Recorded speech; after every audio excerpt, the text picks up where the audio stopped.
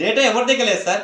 Book my show దగ్గర ఉంటుంది, తర్వాత మా ఎయిర్టెల్ సిమ్ దగ్గర ఉంటుంది, జియో వాడి దగ్గర ఉంటుంది, మేము ఇచ్చే బ్యాంకుల వాడి దగ్గర ఉంటుంది, ఆఖరికి ర్యాపిడో బైక్ బుక్ చేసుకునే వాడి దగ్గర మా డేటా ఉంటుంది. కనీసం Porter vehicle, goods vehicle book చేసుకునే ఉంటుంది. రైల్వే టికెట్ బుక్ చేసుకుందాం అంటే వాడు ఆధార్ కార్డు అడుగుతారు. ఆర్టీసీ బస్ బుక్ చేసుకుంటే అడుగుతారు. ఇంకేంటి అడగండి, ఊబర్ వాళ్ళు అడుగుతారు. మా డేటా ఎక్కడ లేదు, ఇవాళ డేటా పోతుంది అంటున్నారు. ఐబొమ్మ ద్వారా శ్రీనివాస్ చూస్తే డేటా ఉంటే కదా అసలు. డేటానే మా డేటానే పబ్లిక్ డేటానే బయట కంపెనీల్లో ఉంది. ఇంకా కొత్తగా డేటా పోయేది ఏముంటుంది? ప్రతి డేటా మొత్తం ప్రతి ఒక్కరి డేటా అందరి దగ్గర ఉంది, మా దగ్గర తప్ప. డేటా బయట వాళ్ళ దగ్గర లేకపోయినప్పుడు ప్రాంప్టింగ్ కాల్స్ సార్ రోజుకి 20 నుంచి 30 కాల్స్ వస్తున్నాయి. ఇప్పుడు బయట వాళ్ళ దగ్గర మా డేటా లేకపోతే ఎక్కడి నుంచి వస్తున్నాయి? బయట వాళ్ళ దగ్గర ఉండేదే డేటా. ప్రతి ఒక్కరు పబ్లిక్ డేటా అంతా బయట వాళ్ళ దగ్గరే ఉంది, మా దగ్గర ఏముండదు.